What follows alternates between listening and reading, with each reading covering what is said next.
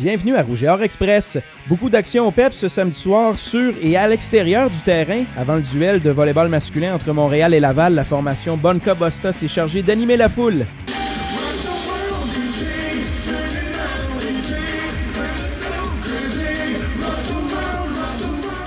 Gonflé à bloc, le Rouge et Or a offert une solide performance devant ses partisans. Outre un passage à vide au troisième set, les Lavallois ont montré du caractère pour venir à bout des Carabins et ça n'a jamais été aussi évident que lors du spectaculaire point de match.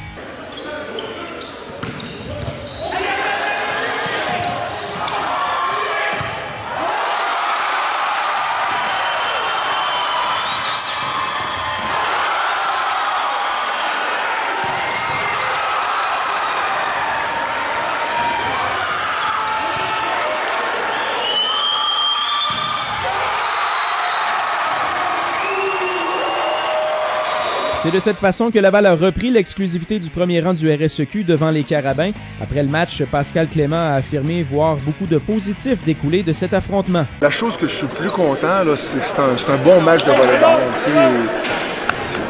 Il reste qu'au Québec, on n'a pas eu souvent des matchs de haute intensité comme ça en match régulier. On a eu des bonnes séries contre Montréal les dernières années, mais en match régulier moins. Puis là, cette année, ça se tape dessus, ça s'échange les victoires, les défaites, ça s'échange les bons coups de part et d'autre. C'est le volleyball qui est gagnant, c'est les joueurs qui sont gagnants. T'sais. En plus de mettre la touche finale sur l'épatant point final, Vicente Paraguirre a de nouveau été le chef de file à l'offensive avec ses 26 attaques marquantes.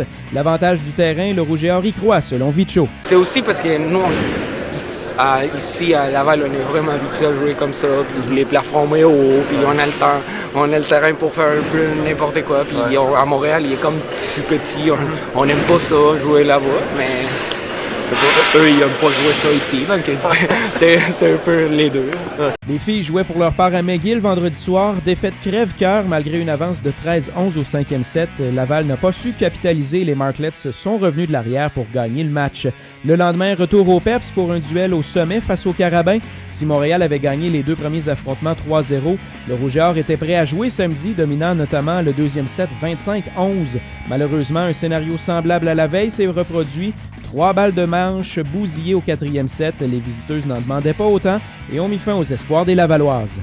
Je suis pas fâché, je suis plus désolé pour les filles. On a vraiment une ligue très divisée. Il faut se présenter à chaque match. Maintenant, pour nous autres, il n'y a pas juste se présenter, il faut le finir. Il faut trouver la petite étincelle, l'énergie supplémentaire qui va nous permettre de finir nos matchs et aller chercher la victoire. Ski de fond, un premier week-end de compétition au sud de la frontière avait lieu vendredi et samedi dernier à Lake Placid. Un départ impressionnant pour le Rouge et Or au St. Lawrence Carnival du circuit ASA de la NCAA, en raison notamment du podium d'Alexis Morin. Une seconde place au sprint classique qui a malgré tout laissé un léger goût amer aux médaillés d'argent, venus si près de grimper sur la plus haute marche. J'ai fait une qualification ce matin, moi ça a super bien été, je suis le premier. Puis après ça on avait une petite pause, on a fait les vagues éliminatoires, j'ai passé premier en quart de finale, premier en demi-finale. Puis j'étais super confiant pour la finale, sauf que dans la montée, je me suis retrouvé emboîté par 3 skieurs, puis j'ai pas pu skier comme je voulais. Je suis arrivé dans le stade premier, je me suis coupé à la fin, bref j'ai fini deuxième, fait que c'est une fin un petit peu amère, mais une journée quand même super belle. Là. Ski alpin, la saison universitaire débutait à la maison pour le Rouge et Or et les résultats ont été probants lors des slaloms au relais du Lac-Beauport, particulièrement chez les hommes. Les frères Lamamedi ont donné le ton d'abord samedi, alors que Samuel a devancé Jean-Christophe Allard et son frère Adam Lamamedi. Le top 5 de cette course était en fait entièrement composé d'étudiants athlètes lavallois. Le lendemain, au tour d'Adam Lamamedi d'être le plus rapide, devant Samuel et Simon-Claude Toutan. Bref, des podiums uniquement Rouge et Or pour ce premier week-end de compétition. En soccer intérieur aussi, la saison débutait. Sherbrooke était en visite au stade TELUS Université Laval et le trajet du retour en Estrie a dû être pénible pour les deux formations. D'abord, les Lavalloises ont corrigé le Vert et Or 7-0 grâce à 7 buteuses différentes. Une partie à sens unique qui a permis à l'entraîneur-chef Elder Duhart d'évaluer tout son personnel. On a réussi à faire jouer tout le monde et on n'a jamais ralenti le tempo. Malgré le fait qu'on avait beaucoup de nouvelles qui étaient sur le jeu, on a quand même réussi à dominer et à rester toujours dans le territoire adverse. Puis pour ça, pour nous autres, c'est important qu'on soit capable, même si on fait des changements, de garder les joueuses toujours au même rythme. Puis, scénario quasi identique lors de la partie masculine, une domination complète du Rouge et Or qui écrase Sherbrooke 6-0. Bastien Ossems et Marc-Olivier Couault ont fait secouer les cordages 2 fois chacun. Couault récoltant aussi 2 aides. Dur de demander mieux comme début de saison, au dire de Samir Grib. Le match a été à l'image de nos entraînements, c'est-à-dire que les gars étaient motivés, inspirés. Ils ont joué ensemble, ils ont marqué des très beaux buts. Ça veut dire que ça a été le fruit de beaux mouvements collectifs. Oui, c'est une victoire qui fait du bien. Enfin, en football, Anthony Auclair a fait bonne impression au East-West Shrine Game à Tampa Bay, une vitrine plus qu'intéressante pour les espoirs en vue du repêchage de la NFL.